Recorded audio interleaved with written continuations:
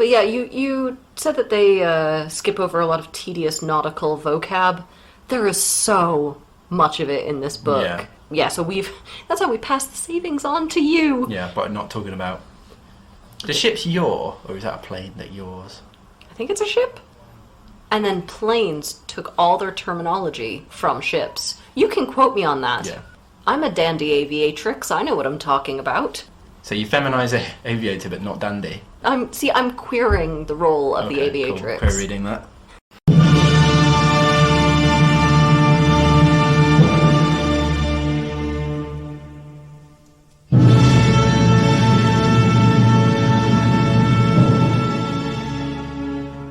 Welcome to Save Me From My Shelf, a literature podcast where we take classic tomes off their pedestal to make you less anxious about reading them. Our jokes come from a place of love and for a specific teaching purpose. However, if you think that making fun of great literature, and maybe some mild swearing, is offensive, this might not be the podcast for you. Hello, you are listening to Save Me From My Shelf. Toad of Toad Hall over here is Daniel. Bugs Bunny? Is Abby? Who's the American equivalent of Toad of Toad Hall? I think it's the WB Frog. I fucking hate Wind of the Willows, can I just say. Right, so would you like to read some of our letters? This is from first name David. Hi both.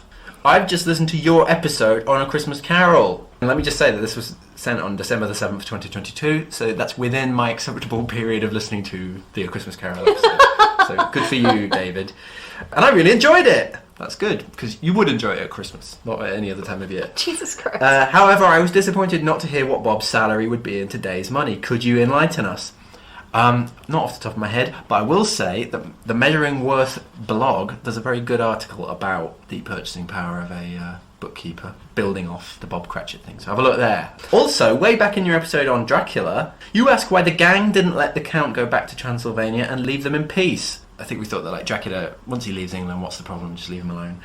Well, David says, I seem to remember it was because Mina was slowly transitioning into a vampire, and they had to kill the Count before the transition was complete. Well, you're an idiot then. You could have had a hot vampire wife, Jonathan Harker. Okay. Lastly, and this is something I think we can all get on board with, there's actually a Clark theme running through this, I've noticed. We've had Bob, then we've gone on to the Harkers, now we're on to...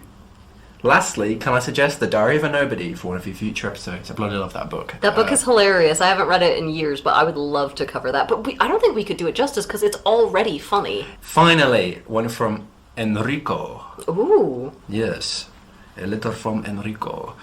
I discovered your podcast after your guest appearance on Betwixt the Sheets. Man, we're going to be dining out on that for years. Dividends. And now I can't get through my work days without it. Well, you're going to have to, friend. We only have so many episodes. Might be very underemployed. You guys make me laugh so much. Aw. Please never stop. Cheers from down under. So I should have done a voice there. Do you want to try again? You guys make me laugh. No. Here at Aston University, we have a couple of English programs, which if you ever want to be taught by Daniel and I think you would really enjoy. Please sign up. We have an undergrad English program and a brand new, shiny, sparkly master's program that we are launching in September of this year, 2023. So please do apply to study here, and Daniel and I will keep these shenanigans going through your whole degree. So Daniel, what is our text today? Well, if you've just tuned in, my current Castaways music choices have been the folk song John Barleycorn, because, you very movingly talked about your love of barley. I heard it through the grapevine by Marvin Gaye, because you've really talked very movingly about your affection for raisins. Goat by the noted rapper Diego Money. Psalms 50 and 27, both of those reflected a moment that made a big impact on your life. And Man-Eater by Nelly Furtado, for, I think I would say, ambiguous reasons. Teleman's Gulliver's Travel Suite, because, who would have thought it? You can take a joke. And lastly, Friday by Rebecca Black, just because it's a really great song. So your luxury is a shipwreck filled with virtually anything you might need. You've also got the Bible, naturally. But you're swapping the complete works of Shakespeare for the complete works of John Locke. But what third and final book will you pick, Mr. Robinson Crusoe? That was weirdly adorable. I was so nervous when you said you had a lot of research to do for this. So it goes without saying, we're about to spoil this book for you. In terms of the sort of content, we'll be dealing with shipwrecks, cannibalism, a lot of racism, and there is quite a bit of violence towards animals. Would you like to do some background, friend? Yeah. We did cover Mole Flanders in Series 2, and we discussed Defoe's quite exciting life there. And I think that probably would have given Mole a run for her money, wouldn't it? So that contrasts to Defoe's first big hit, 1719's Robinson Crusoe, which is really all just about a man reconciling himself to his own solitude on a desert island. And there's a lot of sort of very detailed focus on tedious tasks. So I was kind of thinking, like, what does that have in common with Defoe's life? Because he, as we talked about in the Mole Flanders one, he was like a spy, soldier, economist. Yeah, he did all sorts of crazy stuff. But I was thinking there are parallels. First, like Crusoe, Defoe was a kind of interested in sort of industry and improvement, and he wrote a lot of works about, like, non-fiction works about schemes to do with, like, the economy and stuff, as you said. Like Crusoe, Defoe was a moralist, and he, like, pamphleteered throughout his life about contemporary issues, respect for elders, sexual licentiousness, stuff like that. I don't know if he was pro or anti then, but whatever. He was a travel writer too, so Crusoe surveys his island, and so too did Defoe, after Crusoe, write a tour through the whole island of Great Britain. There's a parallel there. In fact, in the Mole Flanders one, I made a joke about Defoe being trapped on an island, and that island was Britain. I've been beaten to it. Somebody wrote a parody in the 1720s of Robinson Crusoe about a guy called Defoe trapped on an island. It was Great Britain. So that's really funny. I didn't know he was a travel writer. Yep. We chose this book because it's one of those big classics that everyone knows the name of, but nobody really knows what it's about or has gotten to, read it on your own. I've read this 3 times, and it gets worse and worse every time. This book made me want to spit nails and die. So I'm going to need you all to be very appreciative that I read this for a 3rd goddamn time. I need you to garland me with your praise and adulation. This was actually the first time I read it all the way through, embarrassingly. Mm-hmm. That's not embarrassing. That is incredibly understandable. Well, because I did start reading it for my undergraduate degree and was like, this is so boring, and stopped. Robinson Crusoe is sometimes held to be the first novel in the English language.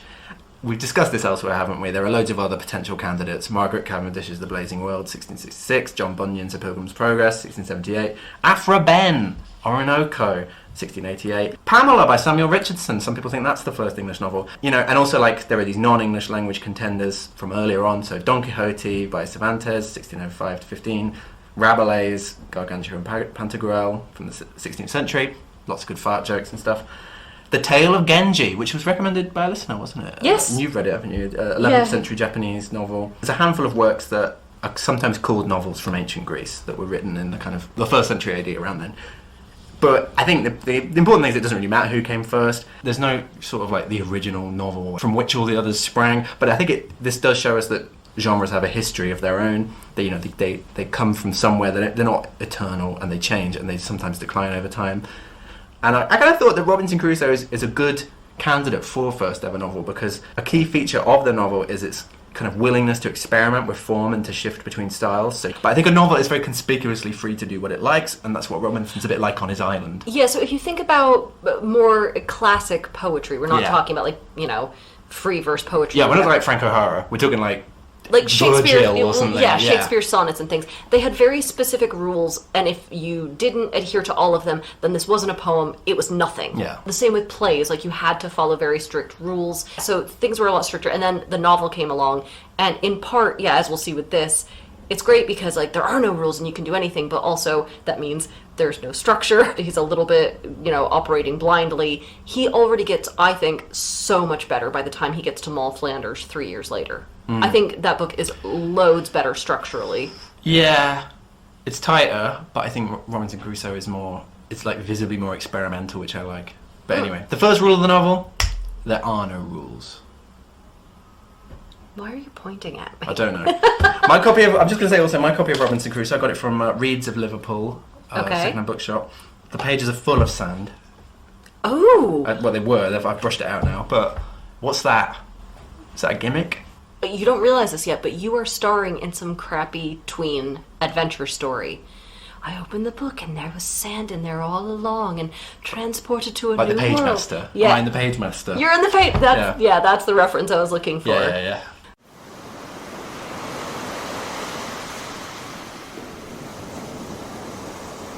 So when this opens, Defoe tells us that this is a true account of, a man who was shipwrecked, and he's the mere editor. That's all bollocks. Defoe wrote this. He based it on a man who did get shipwrecked for a long time, Alexander Selkirk, but this is not based on any of his, true memoirs. It's only loosely based on Selkirk's true story. So we begin the story, ostensibly from this quote-unquote real person, Crusoe. He is born in 1632 to an English mother and an immigrant dad, and they live in Yorkshire. Crusoe toys with the idea of being a sailor. His dad is like, if you're a sailor, your life goes in two directions, abject misery or incredible riches. You don't want either. He's like, you're better off staying in the middle state, or what might be called the upper station of low life, which by long experience has been found to be the best state in the world. The most suited to human happiness, not exposed to the miseries, hardships, labour and sufferings of the mechanic part of mankind, the working classes, and not embarrassed with the pride, luxury, ambition and envy of the upper part of mankind. Yes, who would want that? No, yeah, God, that's crazy. But that's the life in the UK test, isn't it? I think that's what Crusoe had to, this, that it's like, what's really, really good? Being rich, being poor, being middle class, and you have to tick that one, and that's how you become an English citizen. Crusoe's a bit like, you know what, Dad? I'm unfazed by your incessant henpeckery. I don't need this. I do what I want. I'm probably 13 and a half years old. I'm a man. Yeah. So, yeah, like all the young people, Crusoe, he likes to spend what he calls his casual time in Hull. It's pretty cash. Yeah, it's just a cool place. Go to the Philip Larkin Centre. I don't know what they got up there. One day in Hull, he runs into a friend who's going on his dad's ship to London, and he invites Robinson along. This is very much, do you want to ride in my dad's, convertible Mustang energy? You want to ride in my dad's Stang? Coming up with your arm on the bowsprit of the ship. Yeah. So, yeah, Robinson's like, yes, please. No sooner has the ship left the Humber than it's hit by a storm, and I thought this was quite a good bit.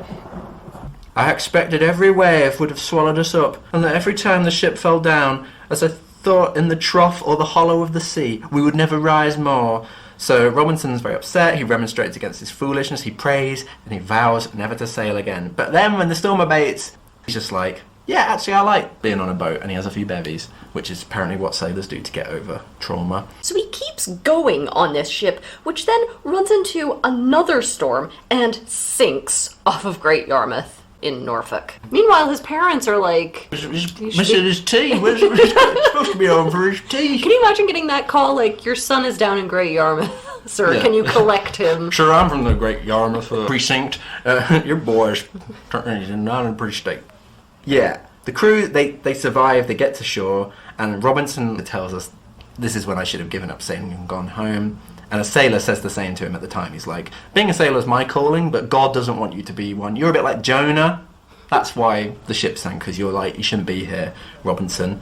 And Robinson's obsessed with fate having forced him into his situation. So one sea voyage drowning narrowly averted, Crusoe instantly goes on another. He's not learned his lesson at all. But this time he's on a ship bound for the west coast of Africa, and this one actually turns out okay. He brings home a ton of gold dust, and this book is that stuff is like gold dust. Don't know what to say. It's worth its weight in gold dust. Yeah, whatever. Yeah, carry on. Jerk. So this book is already really concerned with prices and markets and consumer goods, and that's even though he's going to be shipwrecked on an island, spoilers, that's going to continue. This one success convinces him to keep going on voyages. He decides to do a gold run in Africa again, and the ship is immediately taken over by Turkish pirates. So Crusoe quickly goes from being, quote, a merchant to a miserable slave. Oh no, let's have the battle though. The bit with the Barbary Corsairs is good. Broadsides. The pirates all get on board Robinson's ships and, quote, they immediately fell to cutting and hacking the decks and rigging. We plied them with small shot, half pikes, powder chests and such like, but it wasn't enough. I love all that talking about arquebuses and crap like that, muskets and things. You are such a boy. I love all the boy stuff. You know what the word for those things is that you throw on decks that spike people's feet? You know, those little jacks, those like serrated... Oh, yeah. A caltrop. Ooh. So yeah, he's a slave in Morocco. So after 2 years as a slave, Crusoe is finally trusted enough by his pirate owner to go fishing all by himself with just a couple more enslaved people. A man named Ismail and a boy named Zuri. So Crusoe immediately tricks Ismail into helping him stockpile all these goods so they can make their escape. He's like... well, it's only an afternoon of fishing, but yeah, I guess we need all these Lunchables. So when they're out on the boat, he throws Ismail overboard, and Ismail finally at this moment twigs what's going on, and he's like, hey, take me with you. And Crusoe's like, nah, I'm a lone wolf. I will shoot you in the head if you come near me. You're a pretty good swimmer. Hope you can make it back to shore. God bless. So he's just left on the boat with the little boy, Zuri, and he's like, I could drown this kid, but I do need another pair of hands to help me steer the boat. Back rubs. Foot rubs. Don't get weird with it. Okay. And the boy is a lot easier to overpower than Ismail, so I guess Zuri can come with. He can be the short round of this adventure, and that's how Crusoe and Zuri escape slavery. I'm going to really bottom line this for you guys. They have some adventures on the boat. They go around the coast of Africa. They see a mysterious animal in the water, which I think is a hippo. I was trying to figure out what animal this was. And then later they shoot a lion who was just minding its own business, and Defoe gets really, animal torture-y about how pleased Crusoe is to break the lion's leg with a shot, and then when the lion's, at the, crux of its suffering, he shoots it through the head. It's really gross. Crusoe's like, hey, I'm just your average dude who saw an animal existing and decided not on my fucking watch. He's the ancestor of all those, weird American dentists. Who go over there and poach. Yeah, who go on shooting holidays. Why is it always the dentist? They're sadistic people. Maybe it's that whole, you spend your day looking into people's mouths, and you're like, I need a bigger challenge. They're doing that lion tamer, putting my head in the lion's mouth. So, ringmasters go on holiday, they go to dentists' offices. Yeah. Okay. So, Robinson and Zuri head to the European shipping lanes and are rescued by a Portuguese ship with a very friendly captain. And I think it should be noted that all the men of the book throw themselves at Robinson. Queer reading. Oh, yeah. But I'm not giving it my sound effect because slavers don't get my sound effect. Hey! No. F*** you. Of course you get the sound effect. You can be a gay slaver. It's called intersectionality. Right. The ship is headed for Brazil, where the captain tells Robinson that he can sell all of the animal skins and stuff that he acquired on the African coast. So, that will, start a new life for him. And he's like, also, by the by, the captain's like, what do you say to 60 pieces of 8 for the boy? Zuri. So the captain wants to buy Zuri, and Robinson says... Double Judas? Does he say double Judas? Because I had a religious reading that he's doing twice as many of the 30 pieces of silver. Which because 8 is silver, isn't it? I'm just really trying to shoehorn this in. No, I like that because there are lots of biblical references in this. That's good. Yeah. No, you're obviously right. Yeah. That's like calling somebody a triple Hitler. So Robinson's like, I was loath to take the money because, I don't want to sell Zuri into slavery because we've been through loads together. And then the captain's like, here's a compromise. Why doesn't Zuri be an indentured servant for 10 years, and after that he can go free if he converts to Christianity? Yeah, I just see a flashing neon light that's like, deals. It's like that, yeah. They arrive in Brazil. Robinson gets into the sugar business. He becomes quite successful. He and the captain, they're still friends. They're like bosom pals, and they work together on various business schemes. So everything's going quite well for Robinson in Brazil. Do you think when the captain would come to the plantation, he'd be like, do you have some sugar for daddy? Yeah, very good. After a few years, Crusoe starts lamenting parting with Zuri. And I'm like, oh, that's pretty sweet. No, it's not. It's because he could really use the help and Zuri was a good worker. So on September 1st, 1659, at what Robinson later on, he's narrating this from many years in the future, he says that this was, quote, an evil hour. Nothing evil about just a normal slave mission? No. It's evil for him. Yes. Yeah. He decides to lead a voyage to Africa to get some enslaved people. The ship hits various obstacles or sort of freak weather events until he then drives their dumbass straight into a hurricane. And then the ship drives into a second hurricane. Like buses, aren't they? Yeah. And then eventually the ship runs aground on a shoal or a reef or something. So after all of this, there are only 11 people left on the ship. Those 11 people jump on a lifeboat as the ship is sinking. The waves are too high. The lifeboat capsizes, killing everyone except Crusoe, who then washes ashore on an unknown island. Population, your racist ass.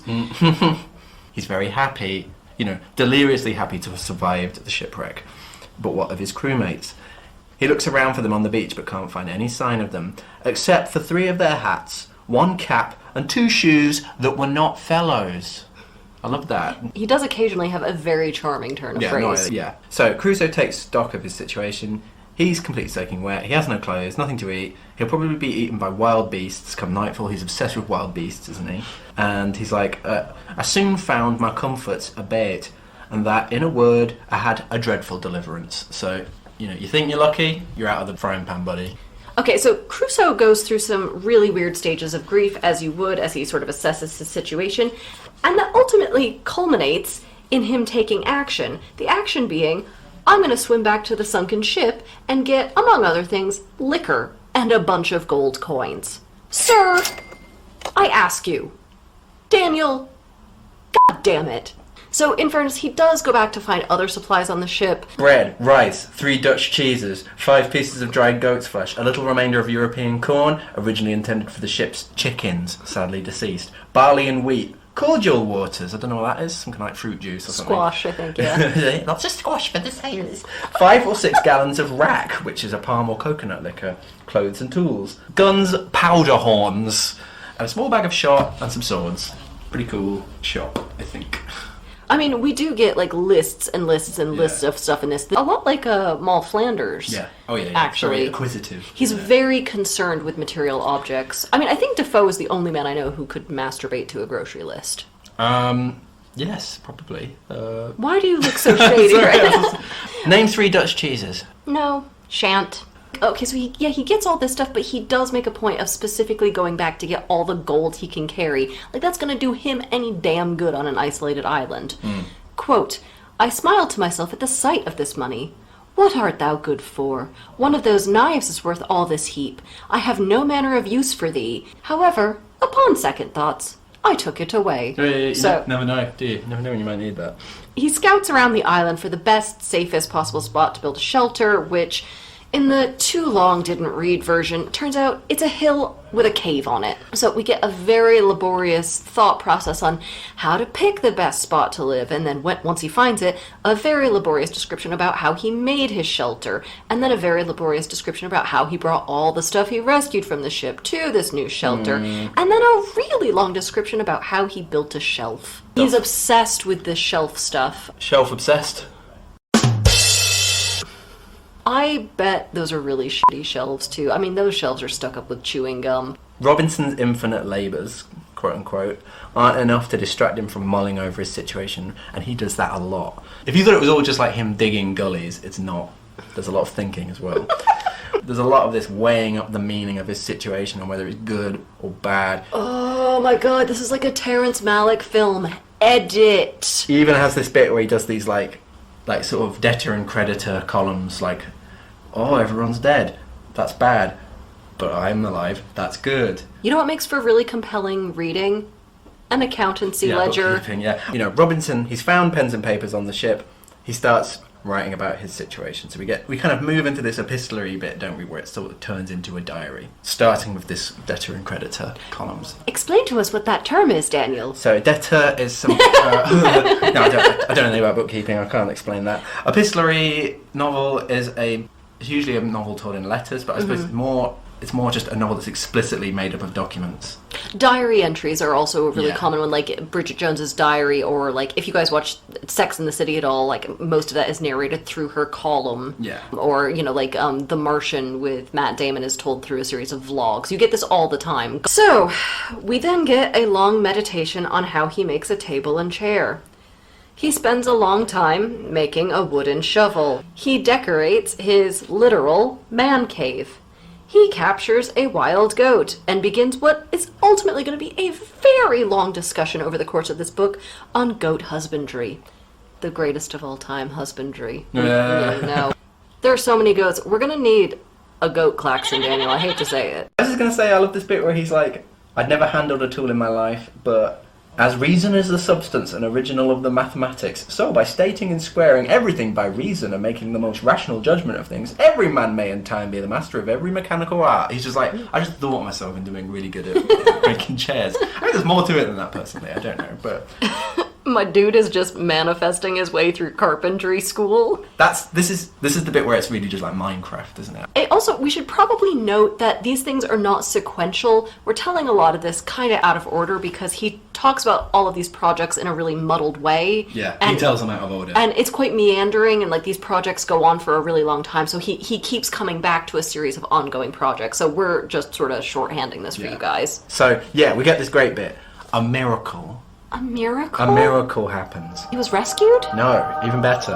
I saw some few stalks of something green shooting out of the ground, which I fancied might be some plant I had not seen, but I was surprised and perfectly astonished when, after a little longer time, he's watching the grass grow here, I saw about 10 or 12 ears come out, in the non-physiological sense, which were perfect green barley, of the same kind as our European, nay, as our English barley.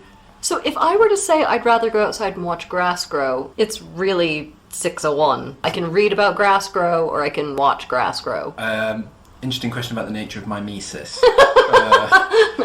That said, as long as it's English grass, I don't give a shit, you know. Good British produce for British bigots, please. This book is dead inside. But so am I. This moment is a bit of a sea change in Robinson's outlook. This is another big theme in the text, isn't it?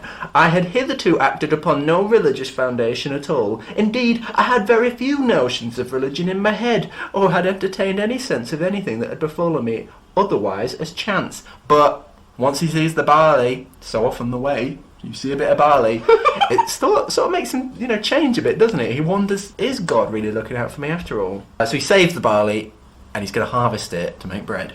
Watch this space. How empty must your life be that you see a bit of barley and that makes you believe in God? English barley. Oh God, Come on, of course, sorry. I know we're supposed to feel sort of sad and worried for this guy, but I'm the real victim here. I was a bit jealous. You were jealous? Yeah, when he's all like talking this, we didn't even talk about this, but there's a bit where he talks about digging a gully for his raft, and I just thought, that's crazy. That's so amazing. Daniel, you can go outside and dig a hole today, friend. It's not the same. So, things are going okay. He's, seen the face of God in some barley. Then there's a terrible earthquake that really messes up his little cave shelter thing. And his thing about thinking God likes him. Yeah. And his self-esteem. And he's worried that all of his stuff is going to get sort of buried in a landslide or something. So he's like, I need to build a better shelter. I think I can get spare lumber and parts from the ship. And then he spends an age recounting how one day he got a beam from here, and another day he got an iron bolt from there. Thrills and spills, Daniel. He manages, one day, to kill a turtle, and he enjoys the most delicious meal that he's had in months, but that turtle has its revenge, because Crusoe gets dangerously ill with, I'm not really sure, it's like a fever or the shits or something. Total shits. And after days and days of this, he cries out to God to spare him, and has this terrible dream. I saw a man descend from a great black cloud in a bright flame of fire. His countenance was the most inexpressibly dreadful, impossible for words to describe. You look dreadful. When he stepped on the ground with his feet, I thought the earth trembled, just as it had done before in the earthquake. He was no sooner landed upon the earth, but he moved forward towards me, with a long spear or weapon in his hand to kill me. Whoa. Find the phallus? Yep. I heard a voice so terrible that it is impossible to express the terror of it. Seeing all these things have not brought thee to repentance, so thou shalt die. At which words I thought he lifted up the spear that was in his hand to kill me. So, this is not the good acid. I have that same dream every night. That explains so much. And then he wakes up and he's fine. He's recovered. I think he accidentally got one of Nicolas Cage's night terrors. So I think this is really weird imagery, though. This is God almost as Satan, or God as a sort of more primordial force. Pagan or something. Pagan deity. Yeah, I just thought, what a weird portrayal of God. But now he kind of gives up on doing a diary and starts to shift to a sort of moral treatise. Oh, good. And he starts wondering, is all this punishment for me disobeying my dad? I began to reproach myself with my past life, in which I had so evidently, by uncommon wickedness, provoked the justice of God to lay me under uncommon strokes. He gets real, like, born-again Christian-y, right? Oh, yeah. Oh, lordy. But the thing that annoyed me is he thinks all of the sort of stuff that you would think about God and religion and your place in the universe when you were, like, 13. I was just sitting there, like, hate whispering, "You're basic." As he will later admit, he's no theologian. Yeah, that's for sure. Yeah. Fortunately, he's found all these sort of Bibles and popish books and stuff on his ship, so he starts studying them. He also has some tobacco-infused rum to get over his illness. That sounds pretty good. Yeah, we should try that. That won't make us puke at all. Sort of thing I would quite like. Tobacco-infused rum. You want your nice rum to taste like, well... secondhand smoke. Shitty cigarettes. I'd more likely to do the other way around and dunk a cigar in some rum. Listeners, maybe here's a little bit of homework for everybody. Do both. Put a cigarette or something in some rum and drink it. Put a cigarette in some rum and smoke it. And tell us what's better. For the TikTok, maybe. We'll call it the Rum Tobacco Challenge. Oh, and you have to nominate. You're a trendsetter. Look Yes, I am. Press on, because I'm going to fall apart in a minute, I think. Okay, so now we get into a really exciting part of the novel. Crusoe, he gets into his groove, and he's like, "Are you all ready to f***ing rage?" And then he experiments with growing barley. Do you all want to talk about grain growing for 20 pages? Yes. Neither do we. Oh, no. But it happens. I didn't know what you were... Yeah, sorry. I didn't know what you were doing there. He gets so good at growing barley that he eventually needs to build a barn. And then eventually a bigger barn. Yeah. He captures another goat, and we get another huge section on animal husbandry. I don't know why animal husbandry is the headline of this book. This is like a page 9 story, but he leads with these fucking goats every chapter. He also really misses Zuri. But again, not because he's a human being, who he shared some good times with, shared some laughs with. It's because, no, he needs a farmhand and Zuri's a good worker. Now, the island that Crusoe is on is actually a really big island, and even in all this time, he hasn't been able to explore all of it yet. So he's slowly making his way around to different bits, and he also wonders if there are any natives on any of the nearby islands that he can sort of see in the distance, because you know what? He's heard about all of these ferocious cannibals in the Amazon and the Caribbean, and wouldn't it be terrible if they were here? Foreshadowing horn. Yes, please. In his wanderings, he also discovers that he's kind of picked the shittiest part of the island to set up shop, and he should probably relocate to the other side where there are a ton of turtles. I'm sorry, does he not remember the last time he ate a turtle and he got food poisoning so bad he saw the face of God? It's very like, Donatello and Michelangelo send their regards. Exactly, yeah. He also teaches himself how to make pots of clay. They are very misshapen at first. He finds that lovely veil, the delicious veil. Cocoa beans, citrus fruits. There's all kinds of nice things in the veil. Yeah, I'm also really caught up in the bit where he just randomly starts screaming with joy at Jesus, and then he learns how to make raisins. I too like raisins. Maybe not quite to the screaming at Jesus level, but, I like it when my grapes are old. He makes a canoe. I love that bit. He's like, I think I'll make a canoe. Digs a whole canoe, out of a log, and then he can't even get it to the water, so he just starts again nearer the water. That's a great bit. Come on, we've all been there. It's just rare that you're the expressive one who just wants to speak your truth and live your joy. I think it's a funny book, isn't it? I like it a lot. There is not... No, I will not... I actually laughed at this book. I know it wasn't intentional, but it's a funny book. What on earth could you find in this to laugh at? I'm just full of joy. Okay, so he celebrates his 4th year on the island, and he says, quote, "I had nothing to covet. I had all now that I was capable of enjoying.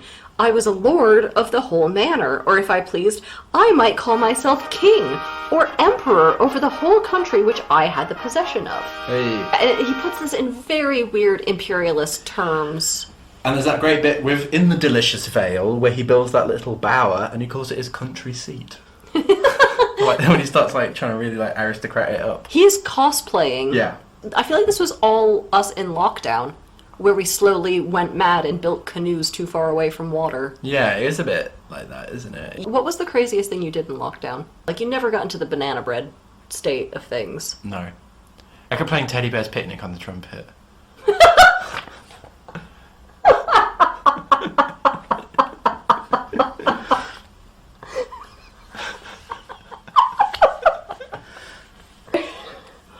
Why?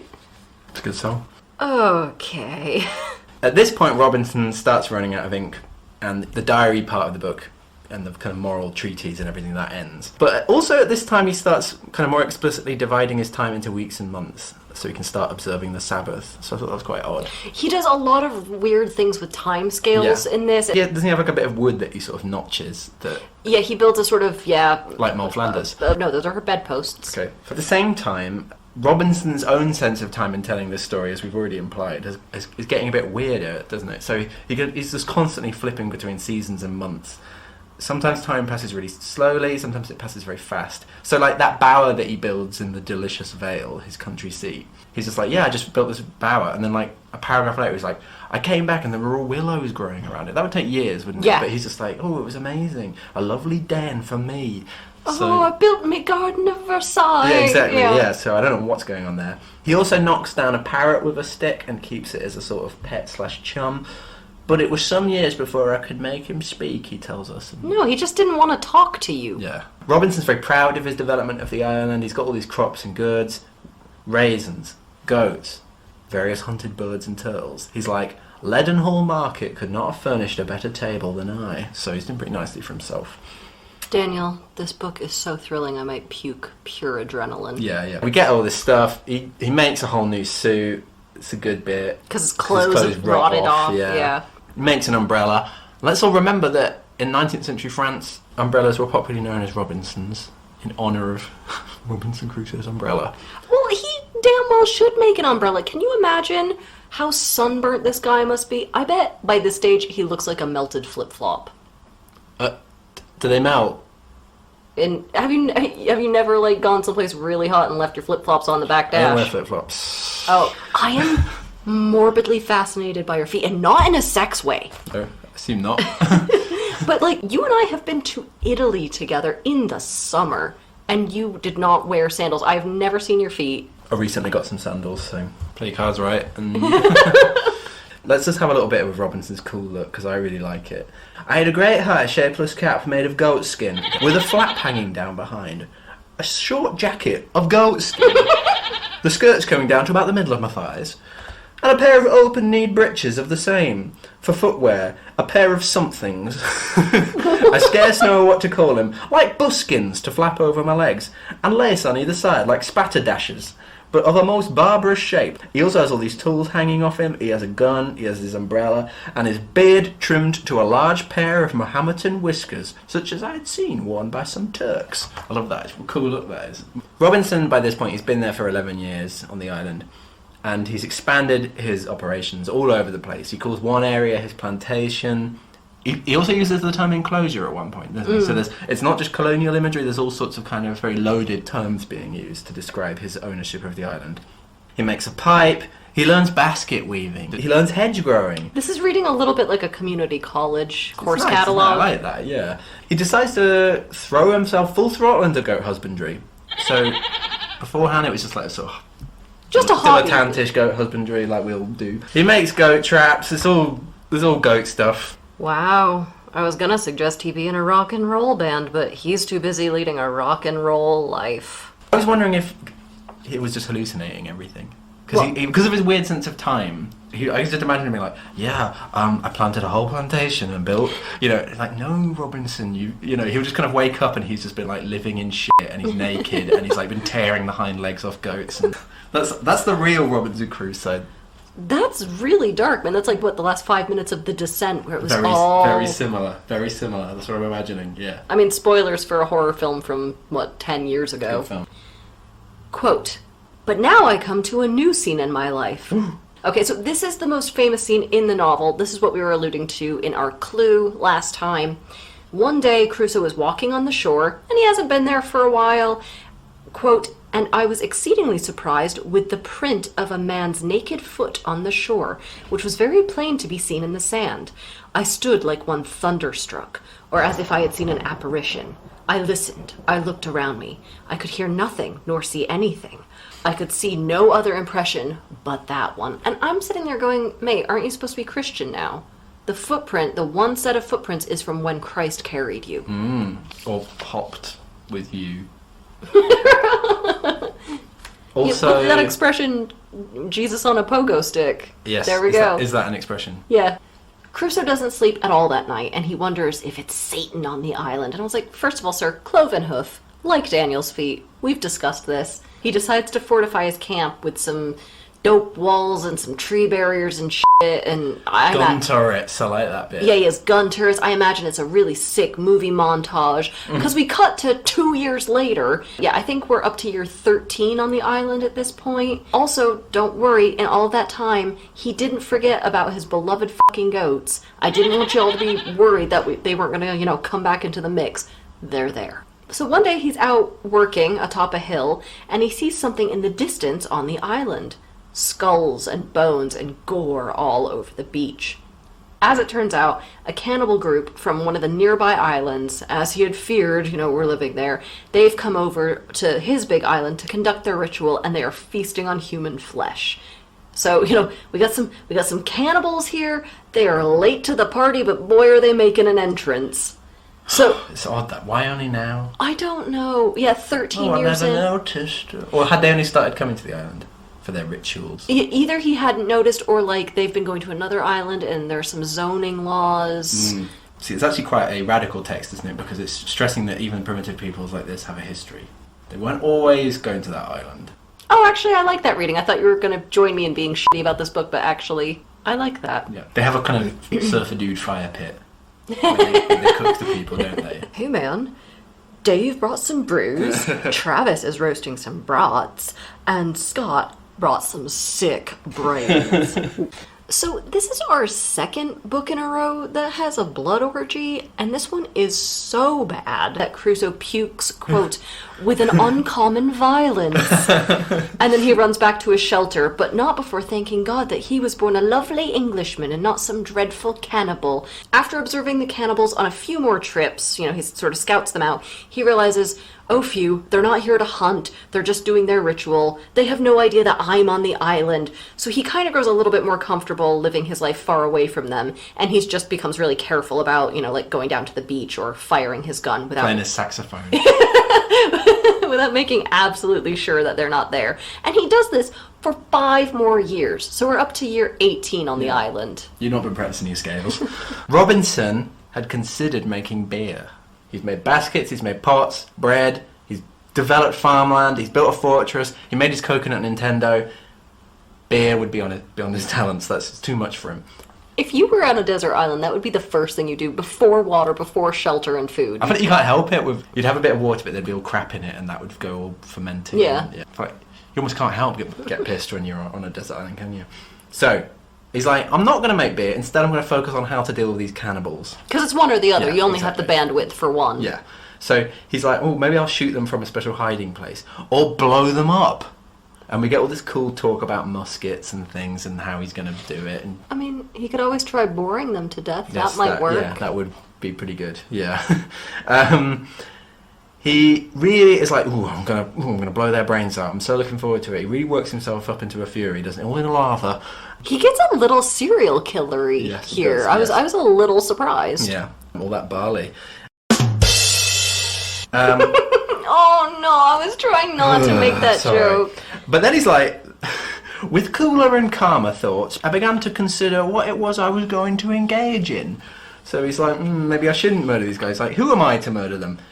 How do I know what God himself judges in this particular case? These people don't even know what they're doing is wrong. He has his Michel de Montaigne moment, Michel de Montaigne, for those who don't know, was a philosopher around this time. He's sort of an essayist. And Daniel is obsessed with him, and he wrote an essay on cannibals where he's basically like, hey, who am I to judge? Yeah, exactly. You all do your own rituals. Yeah. But we kill people and we don't even eat them. Maybe that's wasteful. He says that, doesn't he? But I was planning on, until I saw that you wrote this in the script, I was planning on bringing in a little scrap of paper. So when you inevitably brought up Montaigne, which I knew you would, I could just whip it out and go, ha, you're predictable. I was surprised, though, because everyone always talks about, like, John Locke and Adam Smith about Robinson Crusoe, improving the land. By doing that, you own it, Yeah. The labour processes and stuff. But then there's this kind of weird moment of pluralism Yeah. that you don't expect. So, yeah, this is what he says. They think it no more a crime to kill a captive taken in war than we do to kill an ox, nor to eat human flesh than we do to eat mutton. Plenty of Christians put whole troops of men to the sword, you know, whatever. But I kind of thought, this is what my little thought was. Mm-hmm. If it's okay for cannibals to eat people because they don't know any better, surely it's okay for him to kill cannibals for thinking it's wrong to be a cannibal because he doesn't know any better. Unless he's giving himself the epistemic privilege of an unreconstructed anthropologist. You know, that's what I think's happening. I think this is actually an imperialist act. The true egalitarian would kill the cannibals. That's what I wrote too. Yeah. Next. The cannibals start encroaching on his side of the island, right? He's observing them. They start edging closer and closer. So Crusoe gets furious at this, and it puts him, quote, in the murthering humor. Yeah. He's been there now 23 years, and he finally has a plan to kill the cannibals. I mean, I guess he wasted all of his brain power figuring out how to fence his fucking goats in. Okay. It's harder than it looks, let me put it that way. Of the two of us, who has actually owned goats? You can't own a goat. So Crusoe has plenty of guns and ammunition, but he's like, I'm only one dude. I can't kill all of the cannibals by myself. So his best bet is to manage to free one of the prisoners that the cannibals bring over to the island, and then they can like team up and fight off the cannibals together. So he bides his time, he watches, and then one day a group of cannibals bring 2 victims to the island, and one of them they just hack to bits, they kill and start eating him right away. The second victim sort of nopes out of there and runs down the beach, and only 3 of the cannibals break off from the feast to pursue him. They're like, oh, we'll go catch, the second course. We don't want Dennis to get cold. Please, guys, you eat up. So this is when Crusoe sees his chance. He runs to help, and it is a motherfucking melee. He shoots and stabs 3 of the cannibals, and he just, wails on him, and the guy is safe. It's a good bit. It's a bit of a river. Can't remember what happened. That's the bit you remember? But they were jumping over rivers, and then he jumps over it, and one of the cannibals is like, whoa, no, I can't do it. Like when they're jumping on rooftops in New York. It goes a bit like that. The newly saved prisoner, he's a little bit nervous at first by being approached by this incredibly weird-looking hairy white man wearing goat leg pants. So this is what Robinson says when he approaches the rescued man. I beckoned him to come to me and gave him all the signs of encouragement that I could think of. And then, when he does come, he kneels down every 10 or 12 steps in token of acknowledgement for my saving his life. And then what he does is he forces... Oh, you've made me do it, my lord. He forces Robinson into a ritual where he lies on the ground and takes Robinson's foot, sets it on his head. This, it seems, was in token of swearing to be my slave forever. That's what you assumed, isn't it? So, what's that all about? It's like a real fantasy of imperialism, isn't it? Well, I read a really interesting article about that this was the time in history when sign language got invented. Oh, wow. And sign language was used quite frequently in sort of imperialist settings to help, communicate when translation wasn't an option. So somebody had a really interesting, disability studies, but make it weird and imperialist. That's and cool. I thought that was neat. Like how you can be gay but also a slaver. No, of course you can be gay and a slaver. But it's not queer reading. You don't get the call. It is a queer reading. You just don't deserve my sting. Oh, okay. I will not celebrate that.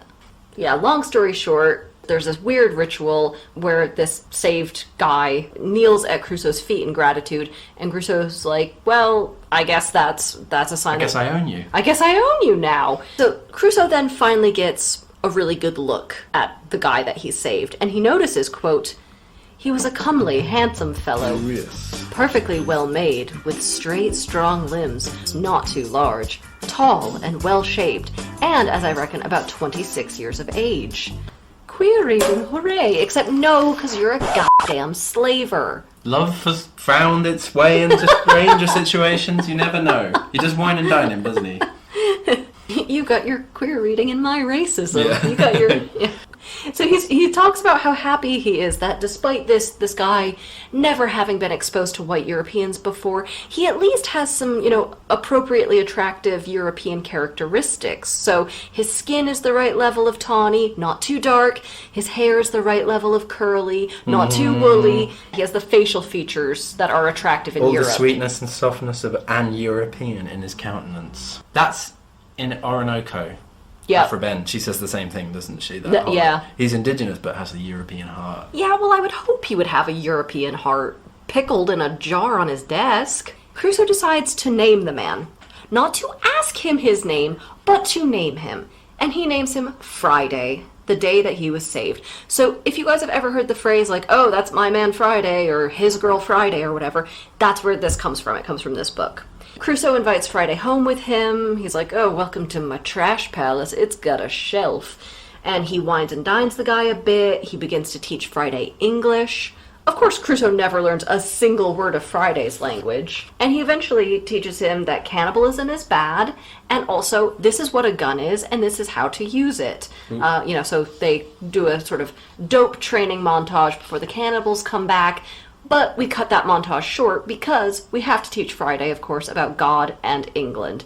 And this part is not only insufferably boring and sort of cult brainwashy, it's actually pretty depressing to read. It's a funny bit, though, isn't it? Because there's that bit where he explains the devil, and Friday's like, well, if God's all-powerful, why would he have the devil? And Crusoe's like, I'm not a theologian. I just know, I'm more passionate than I am thoughtful. So I like that Robinson has to admit that he doesn't really understand what he's explaining. One day, more cannibals approach the island. Good. I cannot wait for his ass to get reverse colonized. You get him. You get his ass. So, Friday and Robinson prepare for battle. Friday says, me die when you bid die, master. So, don't know what that's about. Why didn't Robinson teach him to talk properly? Or did he teach him to talk like that? Because that's what he always thought they used to talk like. Oh, that's fucked up, Daniel. Yeah, sicko. You're my man, Friday. Why do you never say you'll die whenever I tell you to? Disloyalty. I don't think you taught me good enough English. So, before the fight, Robinson notices that one of the cannibals' prisoners is a European. No! I know, it's horrible, isn't it? So that gives the mission extra incentive. Oh, Crusoe, activate! Yeah, it is like that, isn't it? We get this kind of action sequence. The pair, Friday and Crusoe, they all ambush the cannibals, kill a bunch. The rest are in, well, I don't want to mince words here. The rest are in a, quote, dreadful consternation. Watch your mouth. Sorry. On Friday, he's really good at shooting, because, he's like a cool native type. He and Robinson finish off the rest.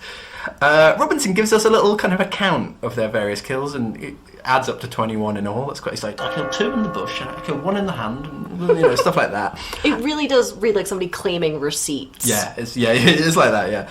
They rescued these 2 prisoners, the European, who was a Spaniard, and also another man who, Dickensian coincidence alert, it's Friday's dad. My island was now peopled, Robinson tells us, and he's like, I'm the absolute lord and lawgiver.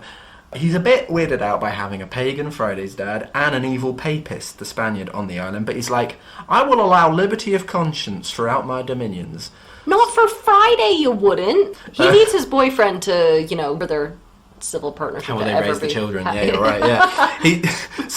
He sends the Spaniard off to find, because the Spaniard's like, oh, there are 16 of my kind on the different island, so he sends them off to go and find them to help populate the island, all these blokes. And queer reading, hooray! Yes, finally.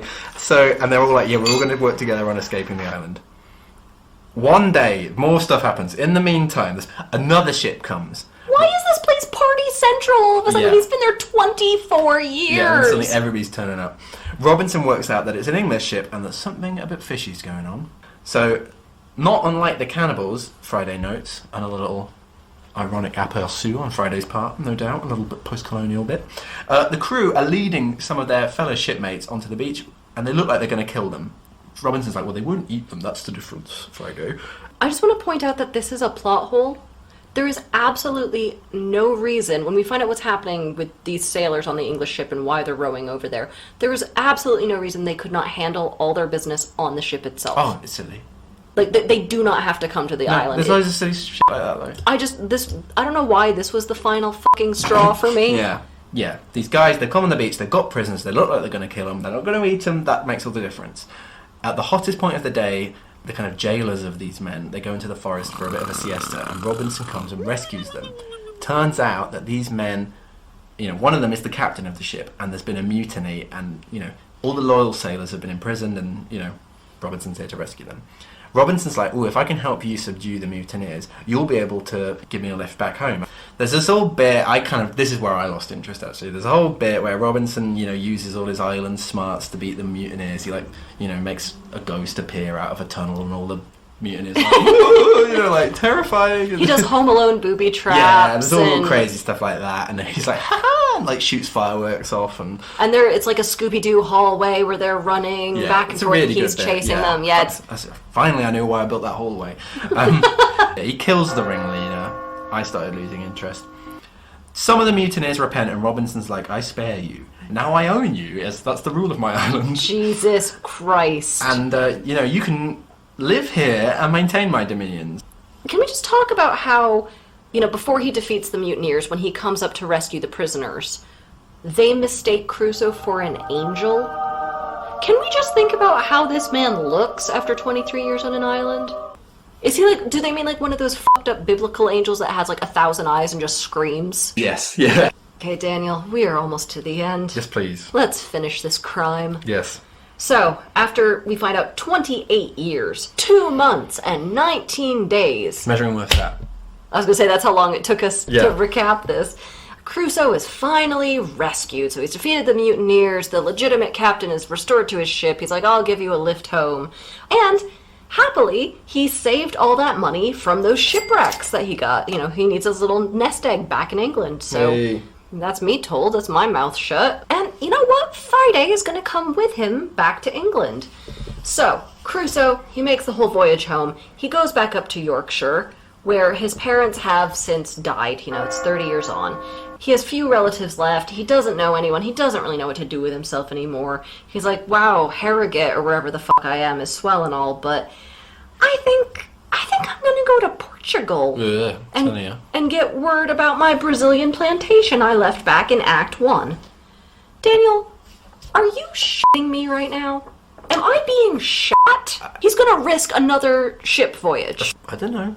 So it turns out, luckily for Crusoe, that his Brazilian plantation has actually been managed wonderfully in his 30-year absence, and he's now super rich because of it. Hooray. And everyone is really honest and fair about giving the money back to Crusoe. It's like they're the stewards of Gondor and the king has returned. Piss off. Yes. I'd be like, no, I ran this place for 30 years. It's mine. Quote, I was now master all of a sudden of above £5,000 sterling in money, and had an estate in the Brazils of above £1,000 a year. All right, Oh, Diddums. Time for the measuring worth. You look so sleepy. Yeah. So, if you want to see, now I've gone on the new measuring worths, the new fun hermeneutic ones and things. Going back to the old one is dry, but this is a dry book. £5,000 in 1688. What's that now? There are 4 options. Oh, put a little Tabasco in it. Come on. Real wage or real wealth value of that income or wealth. £956,500. That's pretty good. So the labour earnings of that income or wealth. So this is the kind of compared to the average wage back then, or now I should say, £12,240,000. It's pretty good. Pretty nice. I wouldn't say no to earning that. Relative income value of that income or wealth, £17,250,000. So that's including inheritance. Finally, this is relative output. We all love it. This is your clout within the economy. This is how the money works. The relative output value of that income or wealth, £185,600,000. Robinson is a very rich man. I just find this really hilarious because he's only been in England for a month and he already can't stand it. He's like the Liz Truss of repatriation.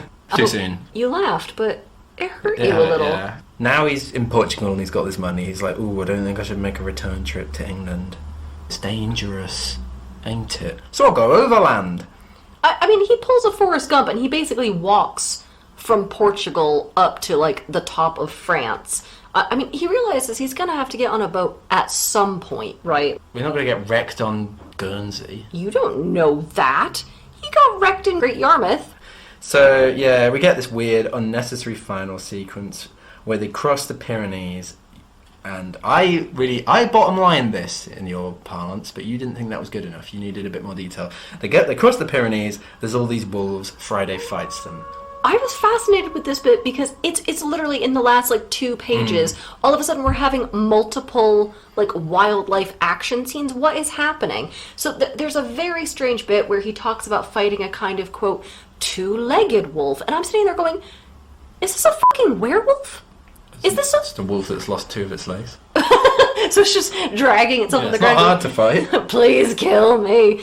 I thought, is this a werewolf? Are we burying the lead here?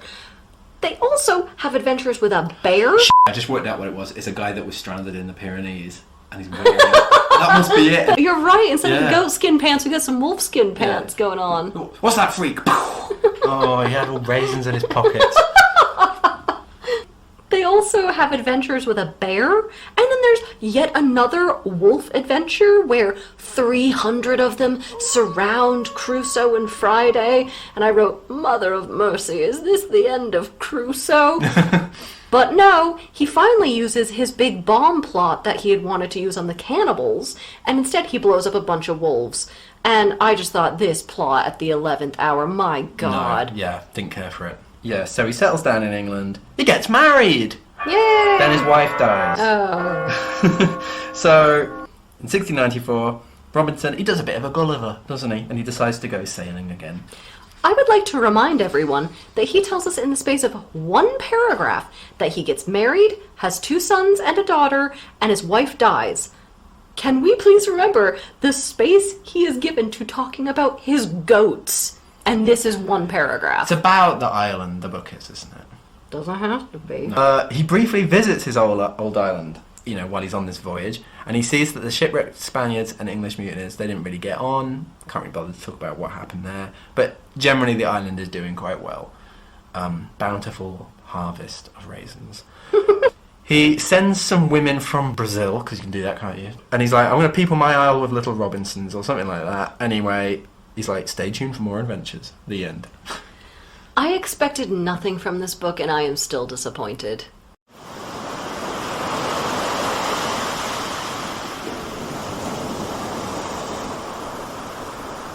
When you and I were talking about this, when we were writing our script, you kind of approached this book with a sort of grave, solemn delight.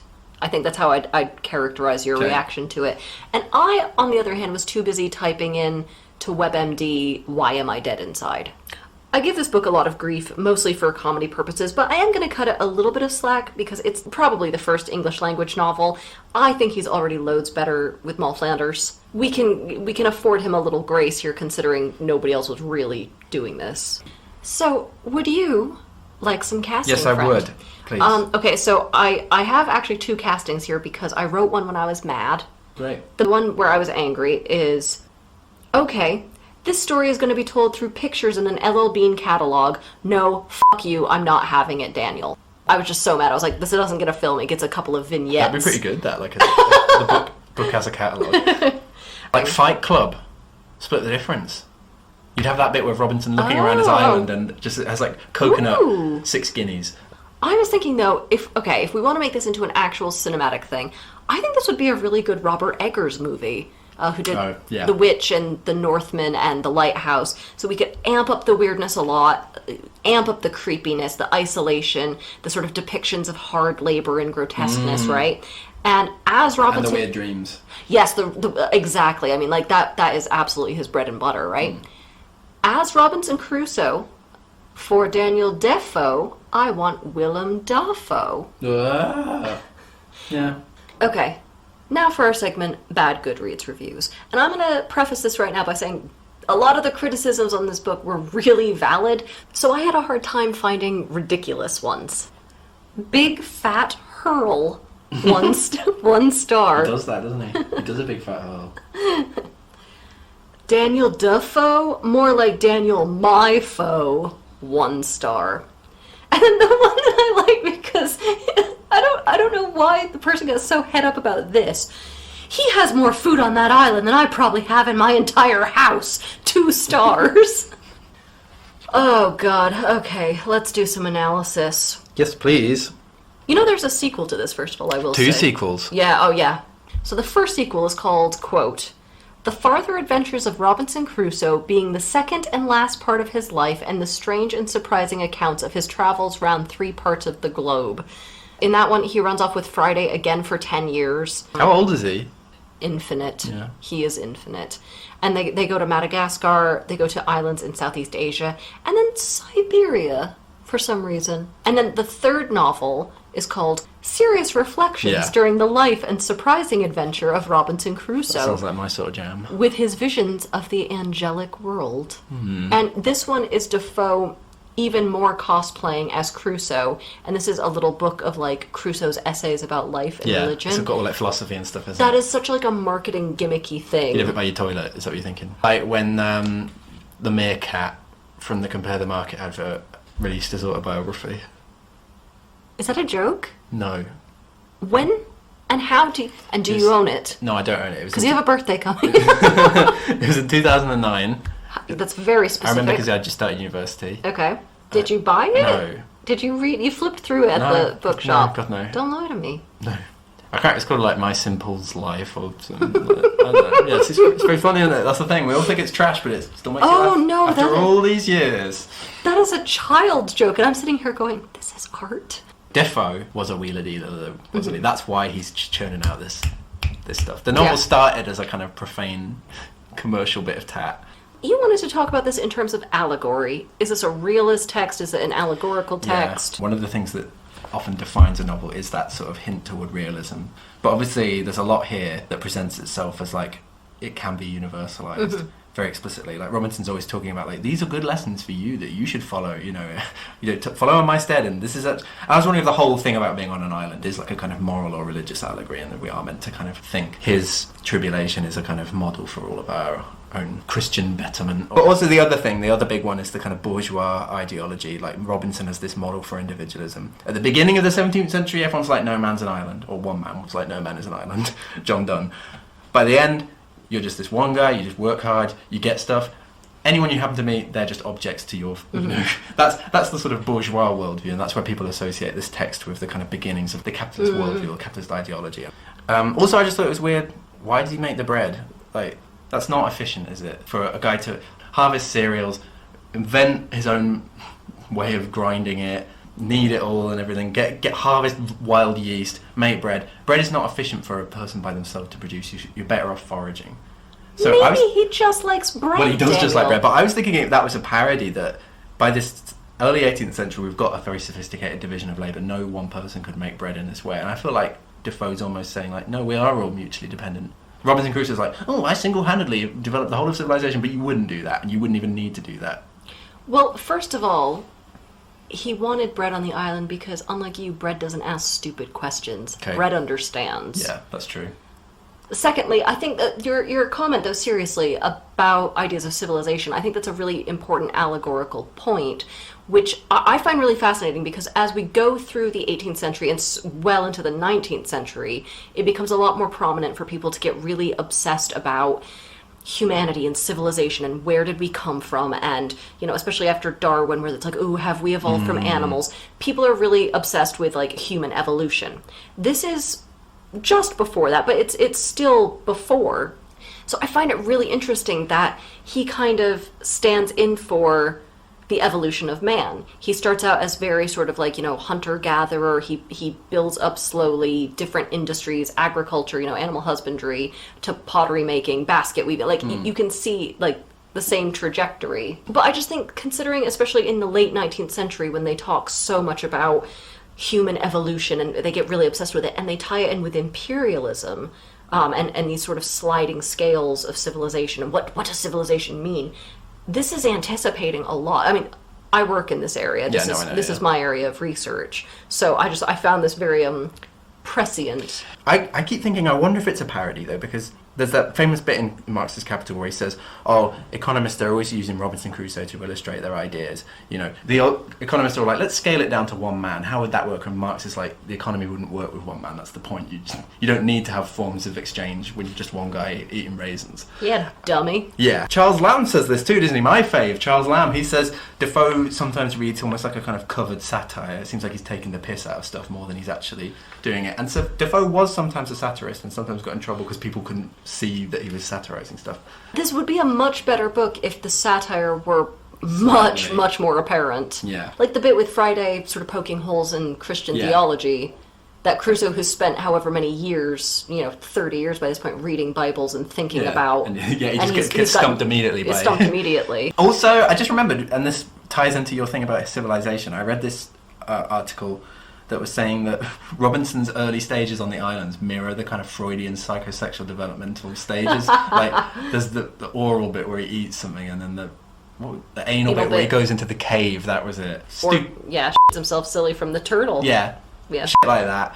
Makes me think of the famous James Joyce reading of Crusoe. The true symbol of the British conquest is Robinson Crusoe, who, cast away on a desert island, in his pocket, a knife and a pipe, becomes an architect, a carpenter, a knife grinder, an astronomer, a baker, a shipwright, a potter, a saddler, a farmer, a tailor, an umbrella maker, and a clergyman. He is the true prototype of the British colonist, as Friday, the trusty savage who arrives on an unlucky day, is the symbol of the subject races. The whole Anglo-Saxon spirit is in Crusoe, the manly independence, the unconscious cruelty, the persistence, the slow yet efficient intelligence, the sexual apathy, the practical, well-balanced religiousness, the calculating taciturnity. Whoever rereads this simple, moving book in the light of subsequent history cannot help but fall under its prophetic spell. I think that the weird, low-level libidinal drive is good. I really like that. I think that's one of the most balanced and all-encompassing reviews. Should we have some advice? Yes, please. Okay, so this book has a lot of biblical references. Oh, yes. They're very frequently found in older works, and they can help shed thematic light on what's going on. So a lot of times authors of this period sort of take for granted that we all know our Bible really well, but obviously a lot of us don't nowadays, so, just look up those references and you could be like, oh, he's, making some comparison to this. That might tell us what's going to happen. Mm. And plus, that's just really impressive to put in an essay, be like, oh, well, they reference, John 31:19, which clearly you can spin a lot of BS out of that. This is what I said about the Measuring Worth hermeneutic edition, isn't it? Just map anything you read onto a bit of the Bible, and that's a reading done for you. Would you like a clue? I would, although I disagree with this clue. We've hardly covered any dystopias on this, pretty much just 1984. We haven't really covered any apocalyptic texts on this show. Now, you and I, Daniel, we teach on a module, don't we? I've been known to, yes. Post-apocalyptic fiction. We teach on a post-apocalyptic fiction module, and one thing we noticed is that most of the authors writing in this genre are very male, pale, and stale. Our next author is none of these things. See, there's my quibble. This author, not male and pale, very much stale. Because she's dead. Yeah. So, but 2 out of 3 ain't bad. Right, so please write into our email or tweet us at smfms_podcast. Please subscribe wherever you can, because it does help us out. Like, we're trying to get more visible here, and, that does boost our profile. See you for the next one. I hope you enjoyed it very much. I certainly enjoyed it. Maybe you did. If you didn't, let us know why not. Settle the debate about male, pale and stale. Come up with, what was the other thing I wanted people to come up with? Yeah, do the whole tobacco and rum test. You are literally reading a book while you're saying this. You can't even, you're phoning it in. I was trying to find a funny quote. I bet there's a funny line. It's not a funny book. It's not a funny book. I folded some pages over, but they're not funny. Thanks for listening to Save Me From My Shelf. Our music is The Overture to Don Giovanni by Mozart, and cover art is by Catherine Wu. Our thanks to Aston University's Centre for Critical Inquiry into Society and Culture for funding the startup of this podcast. Contact us at savemefrommyshelf@gmail.com or at smfms_podcast on Twitter. And do not, I'm going to remind you, do not forget to rate, review, and subscribe. Do not forget. Thank you.